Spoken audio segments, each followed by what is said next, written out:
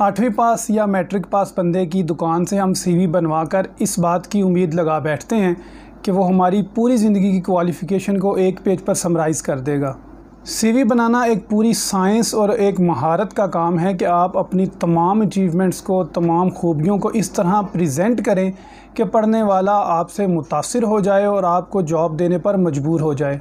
मैं इस बात को यकीनी तौर पर कह सकता हूं कि इस वीडियो को देख लेने के बाद आप चाहे डिप्लोमा लेवल पर हैं या इंजीनियर हैं, मैं ये लफ्ज़ इंजीनियर इसलिए इस्तेमाल कर रहा हूँ कि इंजीनियरिंग के बाद भी हम इंटरनेट से ही सीवी कॉपी करते हैं और हमें सीवी का मकसद ही समझ नहीं आता। आप इस वीडियो को देख लेने के बाद अपनी सीवी ख़ुद बना सकेंगे और अपनी सीवी को बेहतर अंदाज से प्रेजेंट भी कर सकेंगे। सीवी में क्या कुछ लिखना चाहिए और हर सीवी डिपार्टमेंट वाइज मुख्तलिफ किस तरह होती है, इन तमाम सवालों के जवाब के साथ मैं हूं इंजीनियर मलिक अनस और आप देख रहे हैं पाकिस्तान वेल्थ अकेडमी। इय्याक नअबुदु व इय्याक नस्तईन। अस्सलाम वालेकुम नाज़रीन, सीवी आपकी ज़िंदगी का निचोड़ होता है, यानी आपने जो पूरी ज़िंदगी में तालीम हासिल की, जो एक्सपीरियंस हासिल किया, जो सर्टिफिकेशंस हासिल की, जिन टॉपिक्स पर आपको अबूर है, इन तमाम चीज़ों को एक सिंगल पेज पर लेके आना है और इसको ऐसी एक प्रेजेंटेबल फॉर्म में लेके आना है कि बाद में अगर आप शॉर्ट लिस्ट हो जाते हैं और HR मैनेजर मौजूद है, इंजीनियर्स मौजूद हैं, पैनल पर डिस्कशन हो रही है, तो आपकी सीवी सबसे पहले सामने रखी जाएगी। और अगर आपने कुछ ऐसा लिखा ही नहीं जो उनके इंटरेस्ट से रिलेटेड है तो यकीनन इंटरव्यू के वक्त फिर वो अपनी मर्ज़ी के सवालात पूछेंगे। यानी अगर मैं आपको इस तरह से समझाने की कोशिश करता हूँ, आप सीवी में कुछ ऐसा पॉइंट लिखते हैं जो उस इंडस्ट्री से रिलेटेड है और उसके बारे में आपको भी आता है, तो होगा ये कि जब आप टेस्ट देंगे, मेरिट में आएंगे, इंटरव्यू का वक़्त आएगा, तो जब सीवी आपके सामने आएगी तो यकीनन जो आपने सीवी में से लिखा होगा उसी में से सवाल पूछे जाएंगे और आप इंटरव्यू की डायरेक्शन खुद तय कर पाएंगे।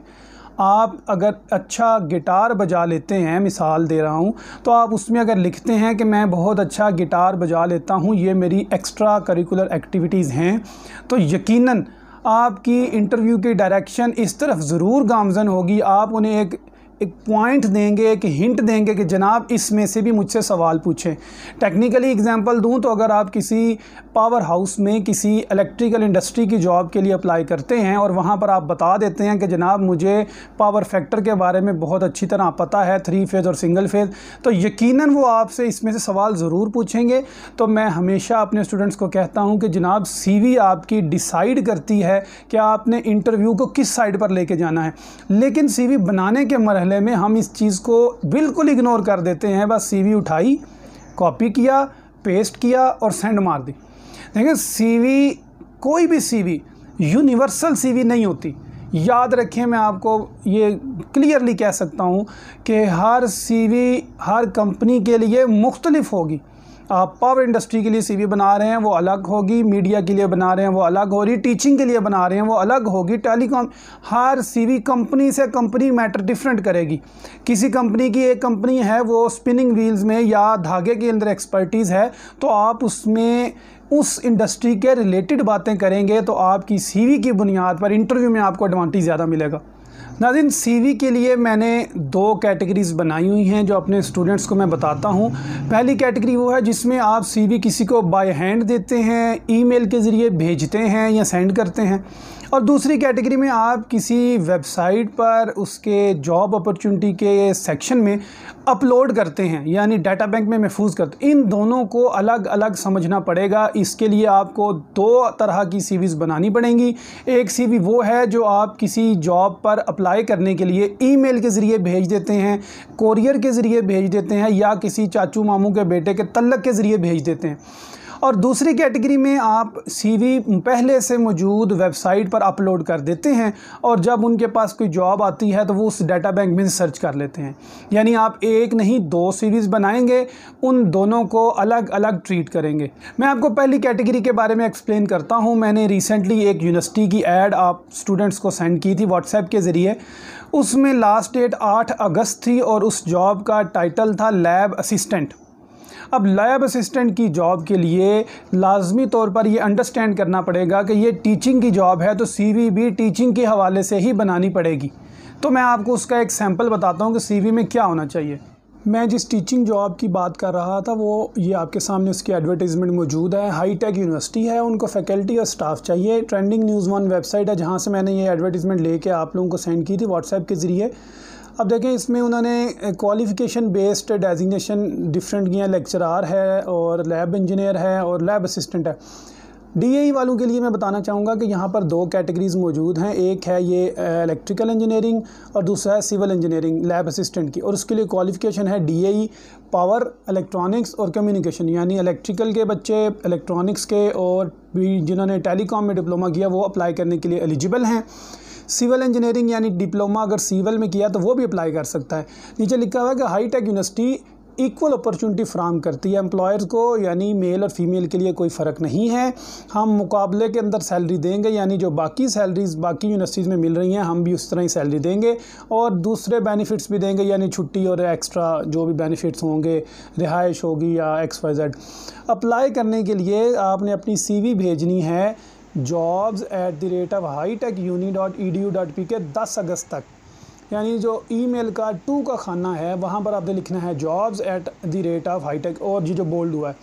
और दूसरा नंबर लिखा हुआ है कि write name of position in the subject line, यानी 2 के नीचे जो सब्जेक्ट है उसमें आपने लिखना है लैब असिस्टेंट इलेक्ट्रिकल इंजीनियरिंग या लैब असिस्टेंट सिविल इंजीनियरिंग, और आपने 10 अगस्त से पहले इन्हें सेंड कर देना।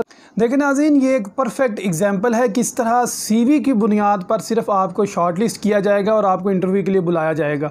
तो अगर आपने CV ही बेढंगी से बनाई हुई है, जिस तरह मैं कहता हूँ कि एक 8वीं पास या मैट्रिक फेल कंप्यूटर वाले कंपोज़र की दुकान पे आपने उससे कहा जी CV बना दें, तो वो इतना बड़ा जनाब ऊपर CV करिकुलम विटाई लिख देगा और आपके जो काम की डिटेल है वो इतनी सी बयान करे, क्योंकि वो नॉन टेक्निकल है। आप अपनी ज़िंदगी के बारे में आप बेहतर बता सकते हैं, एक थर्ड पर्सन आपकी क्वालिफ़िकेशन आपके अचीवमेंट्स के बारे में कैसे बता सकता है, और जिसने सिंपल BA FA किया हुआ है वो टेक्निकल एजुकेशन को कैसे एक्सप्लेन कर सकेगा।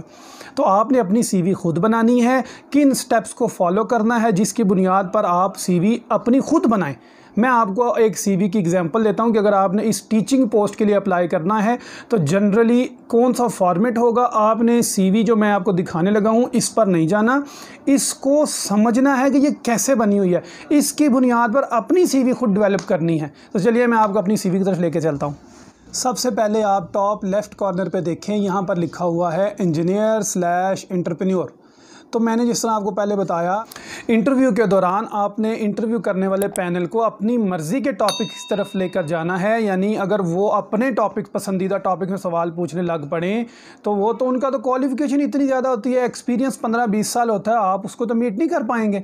तो इसका मतलब है आपने उन्हें पॉइंट्स देने हैं कि जनाब ये देख लें, इससे सवाल पूछ लें, इससे पूछ लें। तो मैंने जो लिखा है इंजीनियर/एंटरप्रेन्योर, तो इसका मतलब था कि जनाब मैं इंजीनियर भी हूँ और मैं छोटा मोटा कारोबार भी कर सकता हूँ। बेशक मैं नहीं करता, लेकिन मुझे पता है कि LED बोर्ड्स कैसे बनते हैं, कैमरास कैसे इंस्टॉल होते हैं। यानी मैं एक बिज़नेस पैटर्न अपने माइंड में लेके जाऊँगा कि अगर मुझसे वो पूछ ले कि आप एंटरप्रेन्योर क्यों हैं जी, क्यों लिखा है आपने, तो मैं उन्हें बताऊँगा कि सर मैं कैमराज इंस्टॉल कर लेता हूँ। उस कैमरे के अगर मुझसे वो तफसील पूछने लगेंगे तो मैं तैयारी करके जाऊँगा कि एक कैमरा है, उसके साथ कनेक्टर है, उसके साथ 12 वोल्ट की सप्लाई है, उसके साथ रिकॉर्डर है, उसमें हार्ड डिस्क है, फिर उसकी सप्लाई है, फिर माउस, मतलब XYZ।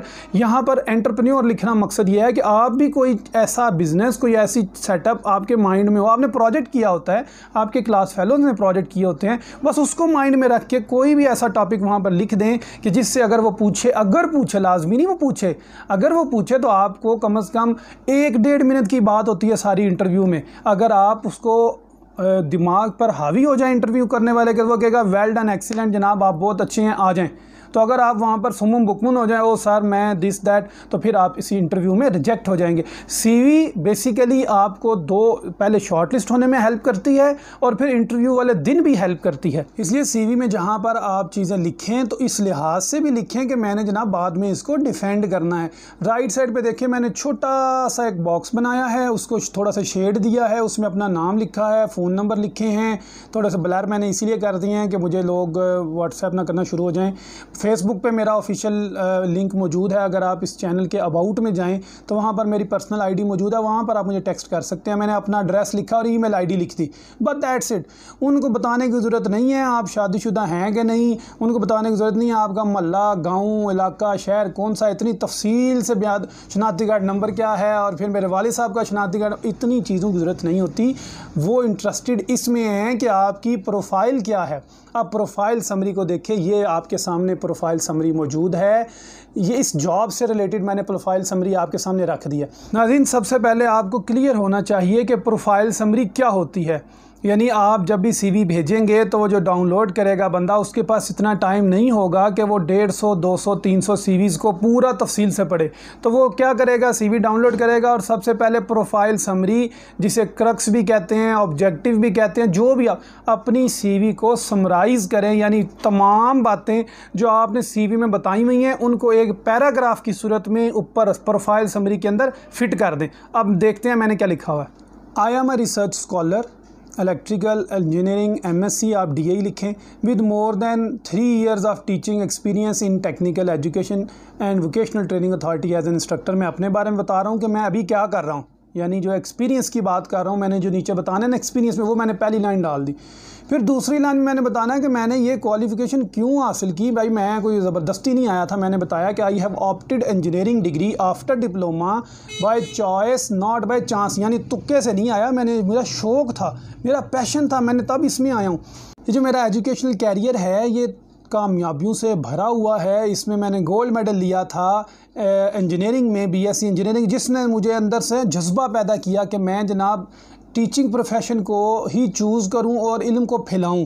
इसलिए मैं तमाम ये बताना चाहता हूं कि मैं इंग्लिश के तमाम चारों मॉड्यूल्स में, देखिए यहाँ पर मैंने पढ़ने वाले को एक हिंट दे दिया है कि मुझे मालूम है कि IELTS के लिए 4 मॉड्यूल्स होते हैं और इंग्लिश में लिसनिंग, रीडिंग, राइटिंग, स्पीकिंग, ये 4 ही बेसिक एलिमेंट्स, और मुझे इन चारों के बारे में मालूम है। इसका मतलब ये नहीं होगा कि वहाँ पर आपसे पैराग्राफ लिखवाने बैठ जाएंगे, लेकिन पढ़ने वाले पर एक अच्छा असर जाएगा कि ये बंदा जानता है कि कम्युनिकेशन कैसे की जाती है, राबता, बातचीत कैसे की जाती है। और ये टीचिंग में बहुत ज़रूरी है कि आप जो बात करें सुनने वाले को वो समझे भी और उसका असर भी ले।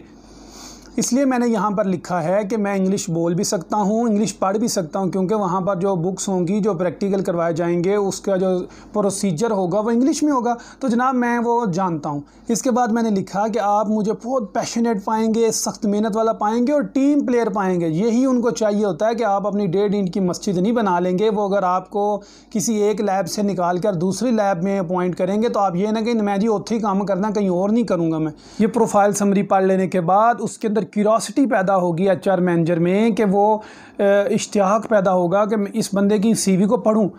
उसकी रीज़न ये है कि आप उसकी जगह पर बैठ के सोचें, उसका 15 साल का तजर्बा है और वो चाहता है कि ये जो बंदा मैं रखूँ वो ये ड्यूटीज़ परफॉर्म करे, और आपने वो तमाम बातें बता दी हैं जो उसको चाहिए, तो वो क्यों ना आपको प्रेफर करेगा। जनाब CV का जो दूसरा हिस्सा है वो है आपका प्रोफेशनल एक्सपीरियंस। इसमें आपने बताना है कि आपने कहाँ कहाँ जॉब की है, आपने अगर इंटर्नशिप्स की हैं तो वो कितने अरसे की थी, जॉब की ड्यूरेशन क्या थी, वहाँ पर आपका डेजिग्नेशन क्या था। ये सारी चीज़ें आपने प्रोफेशनल एक्सपीरियंस बतानी है। मैंने यहाँ पर आपके सामने 2 हिस्से बताए हैं कि मैं PTCL में भी रहा हूँ और मैंने इस वक्त क्या कर रहा हूँ मैं, ये सारी चीज़ें मैंने बता दी हैं। ये जो एक्सपीरियंस की लाइंस हैं ये ऑलमोस्ट हर CV में सेम रहेगी, सिर्फ तब्दीली होगी तो आपकी समरी तब्दील होगी, थोड़ी सी तब्दील होगी, आपने उसको हर जॉब के लिहाज से मॉडिफाई करना होगा। लेकिन अब जो मैं बात बताने जा रहा हूँ वो है की कॉम्पिटेंसीज़, यानी आपके अंदर मौजूद अहम खूबियाँ। ये हर जॉब के लिए मुख्तलिफ होंगी। इसके लिए आप जिस जॉब के लिए अप्लाई करेंगे उस कंपनी की वेबसाइट पर जाएंगे, उनको स्टडी करेंगे कि ये कंपनी क्या काम करती है, उनके अंदर क्या क्या मशीनरी इस्तेमाल होती है या इक्विपमेंट इस्तेमाल होता है, या ये प्रोडक्ट क्या बनाती हैं। जो भी वो प्रोडक्ट, आपको जो भी डाटा मिले उससे रिलेटेड आपने यहाँ पर अपनी कॉम्पिटेंसीज़ बतानी हैं जो आपको आती हैं। देखिए आपने सब्जेक्ट्स पढ़े हुए हैं सारे, आप उसको ज़रूर कोई ना कोई चीज़ ऐसी आइडेंटिफाई कर लेंगे जो उस कंपनी से रिलेटेड होगी। फॉर एग्जांपल टीचिंग की जॉब के लिए मैंने जो की कॉम्पिटेंसीज़ लिखी हैं वो आपके साथ शेयर करता हूँ। सबसे पहले मैंने बताया कि मैं थ्योरी के लेक्चर डिलीवर कर सकता हूँ। सब्जेक्ट का नाम बता दिया जिसमें मुझे महारत थी। एनालॉग इलेक्ट्रॉनिक्स मैंने बता दिया कि मुझे जनाब इस सब्जेक्ट में महारत है एनालॉग इलेक्ट्रॉनिक्स और मैं 60 स्टूडेंट को पढ़ा सकता हूँ। 60 यानी मैंने अपना कैलिपर बता दिया कि मैं 60 स्टूडेंट्स को पढ़ा सकता हूँ। फिर मैंने उसके साथ एक और चीज़ बता दी कि मैं जनाब उनको प्रैक्टिकल भी करा सकता हूँ। हर हफ्ते में 30 बच्चों को प्रैक्टिकल करवाता हूँ। जो एम्प्लॉयर है इस जॉब के लिए उसे 2 ही चीज़ें चाहिए, या थ्योरी या प्रैक्टिकल। फिर मैंने उन्हें बताया कि जनाब मैं इलेक्ट्रॉनिक सर्किट डिज़ाइंस भी कर लेता हूँ। मैंने सर्किट, मुझसे ज़्यादा क्या पूछेंगे कि भाई सर्किट डिज़ाइन के बारे में बताएं, तो मैं उनको बता दूंगा पावर सप्लाई कैसे डिज़ाइन की जाती है। अगर आप नहीं बता सकते आप अपने हिसाब से लिखें ना। फिर इसके बाद है कि मैं पीसीबी डिज़ाइनिंग कर लेता हूँ। ये उनको चाहिए होगा प्रोजेक्ट्स के अंदर, उनको हेल्पफुल होगा। यानी जो 8वां 7वां सेमेस्टर होता है यूनिवर्सिटी में, उसमें प्रोजेक्ट्स होते हैं, वहाँ पर उनको पीसीबी डिज़ाइन। फिर मैंने उन्हें बताया जनाब माइक्रो कंट्रोलर के बारे में मुझे आता है, आर्डिनो के बारे में आता है, मुझे प्रोटियस सिमुलेटर के बारे में आता है। अब आपने देखा कि ये तमाम पॉइंट्स जो मैंने बताए ये उस जॉब से 100% रिलेटेड थे। मैंने अपने आप को एम्प्लॉयर की सीट पर रख के देखा कि अगर मैं होता और जॉब किसी को दे रहा होता तो मुझे क्या क्या चीज़ें जॉब हासिल करने वाले में चाहिए। मैंने वो सारे पॉइंट्स बड़े मुख्तसर अंदाज में लेकिन जामिया तौर पर बता दिए कि ये चीज़ें आप देख रहे हैं मुझ में मौजूद है जनाब, मुझे आप बुलाएं, मुझे जॉब दें। इससे जो अगला पॉइंट है वो एकेडेमिया का है और ये इंतहाई इंपॉर्टेंट पॉइंट है। मैं ये चीज़ गारंटी से आपको बता रहा हूँ कि इवन इंजीनियर्स को भी इस बात का अंदाज़ा नहीं होता और डिप्लोमा होल्डर तो वैसे ही कुछ नहीं समझते। यानी आप लोग करते क्या हैं, लिखते हैं जी मैंने डिप्लोमा किया हुआ है, DAE diploma of associate engineering in mechanical technology, नीचे लिखते हैं जनाब अपने कॉलेज का नाम, नंबर लिखते हैं, साल लिखते हैं और बस दैट्स इट। इंजीनियर्स क्या करते हैं, लिखते हैं मैंने डिग्री की हुई है, प्रोजेक्ट का नाम भी पता नहीं लिखते हैं कि नहीं, दैट्स इट। यार आप लोग इसके अंदर जितना मटेरियल इंटरव्यू करने वाले को प्रोवाइड कर सकते हैं वो प्रोवाइड करें। मैं आपको इसकी एग्जांपल देता हूँ। आपके सामने मेरा सबसे highest qualification MSc electrical power मौजूद है। अब देखें मैंने चूंकि MSc कर ली थी, मैंने PhD के लिए अप्लाई करना था, मैंने अपने MSc के प्रोजेक्ट के ऊपर एक्सप्लेन किया हुआ है इसे। मैंने क्या लिखा हुआ है, 2015-17 मैंने MSc की थी, नीचे यूनिवर्सिटी का नाम लिखा हुआ है, अपना GPA लिखा हुआ है और साथ अपने प्रोजेक्ट के बारे में ब्लॉक डायग्राम की सूरत में बताया हुआ है। अब आप खुद सोचें, आपके सामने ये नीले पीले डब्बे लाइनें आएंगी तो आपको कितना मतलब एक डिफरेंट है ना। इसे एक टेक्निक कहते हैं स्किमिंग एंड स्कैनिंग। यानी आपके सामने आंखों में एक चीज़ आप गुजारते हैं, आपकी आंखें कहीं रुक जाती हैं तो ये नीले रंग पे आंखें रुक जाएंगी। मैंने अपने प्रोजेक्ट के बारे में सिर्फ लिखा नहीं है, मुख्तसर सा बताया भी है कि सबसे पहले स्टेप में मैं क्या कर रहा हूँ, फीचर आइडेंटिफिकेशन कर रहा हूँ सबसे पहले मैं, ये देखें जी।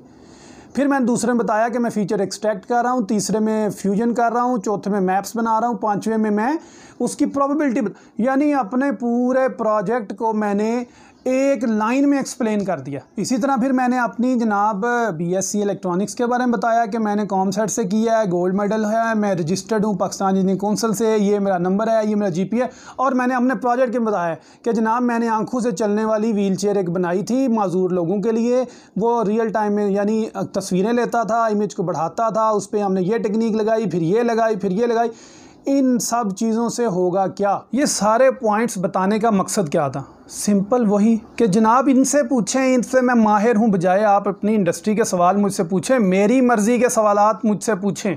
तो यही एक ट्रिक होती है CV बनाने, अच्छी CV का यही फॉर्मेट होता है। आपने बताना है कि आपके अंदर प्रोफेशनल अंदाज में काम करने की कितनी सलाहियत मौजूद है। यानी आपने समरी में शुरू में बताया था ना कि मैं टीम वर्क में काम कर सकता हूं, तो उससे रिलेटेड आपने 3-4 बातें बतानी हैं कि जनाब आप मुझ में देखेंगे कि मेरे अंदर कंप्यूटर के फ़लाँ सॉफ्टवेयर चलाने की महारत हासिल है, मैं जनाब इंटरपर्सनल स्किल्स मैं बड़ी अच्छी तरह एक बंदे से दूसरे बंदे से बात कर सकता हूँ, मेरे अंदर एप्टीट्यूड है, मैं टीम के अंदर काम करने का हौसला रखता हूँ और फिर मैं कॉन्फिडेंट हूँ, पूरे एतमाद हूँ, मैं तहम्मुल मुजाज हूँ, मैं सोशलेबल हूँ, मैं लोगों से मिलूँगा, बातचीत करूँगा, उनके दुख सुख में उनका साथ दूँगा।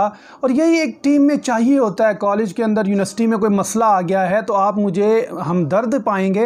ये सारी बातें मिलकर एक अच्छी CV बनाती हैं। और एंड पे मैंने बताया है कि आप मेरे बारे में मालूमात लेना चाहते हैं तो मैं आपको रिकमेंडेशन लेटर्स दे सकता हूं और अपने प्रोजेक्ट्स के बारे में तफसील बता सकता हूं अगर आप मुझसे मांगेंगे तो। आपको पूरी CV की तफसील मैंने बता दी। ये थीम है, इस थीम की बुनियाद पर आपने अपनी CV डिज़ाइन करनी है। अगर कहीं पर आप कोई लोगो डालना चाहें तो वो भी इंसर्ट कर सकते हैं। मसलन आप अगर किसी यूनिवर्सिटी के स्टूडेंट हैं या आप किसी कॉलेज के एम्प्लॉई हैं, मिसाल के तौर पर अगर आप Punjab board of technical education से से डिप्लोमा किया हुआ है और आप अपनी क्वालिफ़िकेशन के साथ एक छोटा सा PBTE का लोगो डाल देंगे तो वो भी एक इंटरेस्टिंग चीज़ बनेगी। देखें स्किमिंग एंड स्कैनिंग टेक्निक क्या होती है कि अगर किसी के पास पेज आया है तो वो ऐसे करके देखेगा, आपकी आंखें अगर किसी जगह पर रुक गई तो आपने उसे ट्रैप कर लिया। और उसके लिए टेक्निक होती है कि आप लेटर को इटैलिक लिखें, यानी ऐसे टेढ़ा करके की लेटर्स को, सारों का नहीं,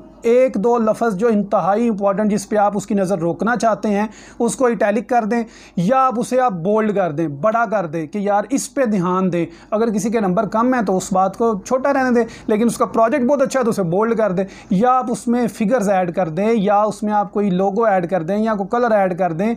लेकिन याद रखिएगा उसे आपने मतंजन नहीं पका देना, नीले रंग का, पीले रंग का, लाल रंग का, काले रंग का, ये नहीं आपने करना। सादा रखें लेकिन नफीस रखें। तो आपने लोगो कैसे डाउनलोड करना है, लोगो कैसे लगाना है, उसमें एक बहुत बड़ी प्रॉब्लम होती है। बैकग्राउंड आ जाता है जो एक डब्बा बन जाता है। मैं आपको बताता हूँ कि अगर आपने लोगो इंसर्ट करना है तो आप कैसे बैकग्राउंड रिमूव करेंगे। 5-7 सेकंड के अंदर रिमूव हो जाता है। गूगल क्रोम ओपन करें, उसमें आप लिखें